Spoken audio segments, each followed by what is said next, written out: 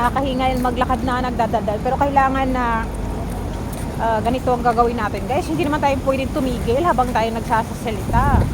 Pinapacheck din ni amo sa akin ngayon yung ATM ko kung may laman na. Kasi nag-transfer si amo ko ng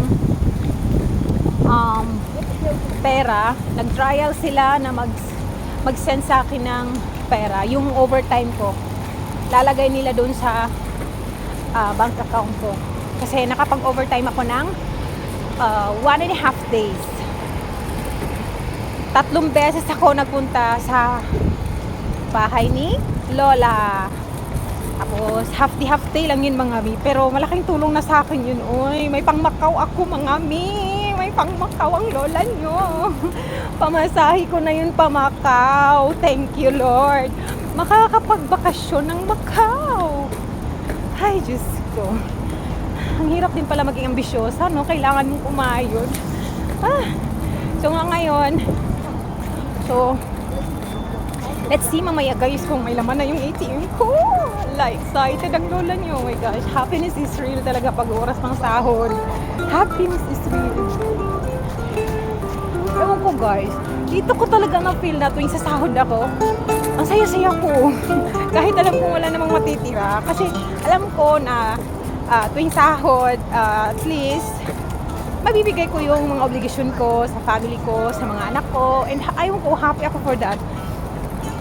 Habang tumatanda pala talaga siguro tayo, nagiging simple yung kaligayahan natin. Tsaka parang mas pinapahalagahan ko na ngayon mga B, yung peace of mind ko, yung happiness ko.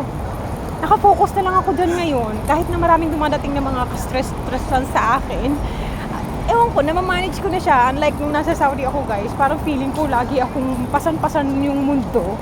Pero now, thank you Lord. Alam mo yung, dadating din talaga yung time na makakapag-adjust ka sa mga problema. Magsasawa ka din. Kasi hindi talaga ang problema hindi nagsasawa. Kaya kapag pinatulan mo ng pinatulan yung mga problema, kahit yung mga basic, ako kasi, pag may mga simpleng problema ako, dinidibdib ko agad yan. Kaya ako talagang parang laging lutang talaga.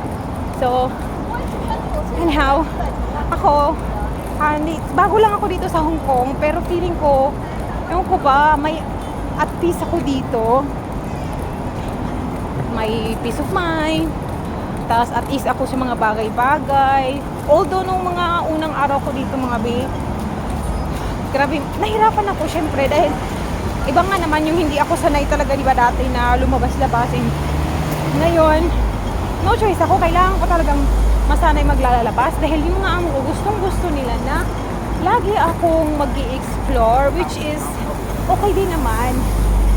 So, pasalamat din naman ako sa mga amo ko kasi grabe yung pasensya nila mga bi, promise. Ako yung pagiging tanga ko, kung iba yung na mga naging amo ko, matagal na akong ligwak. Baka hindi na ako inabot ng 3 buwan mga bi. Sobrang katangahan ko. Kung hindi lang mabait yung mga amo ko, ligwak na kuya. Tagal na. So, this time, naghahanap ako ng bangko na sinasabi ni amo. Ay, bangko, ATM machine sa HSBC. Na ito yung pinakamalapit sa amin. Hopefully, makakita ko dahil mag-check ako ngayon ng aking ATM.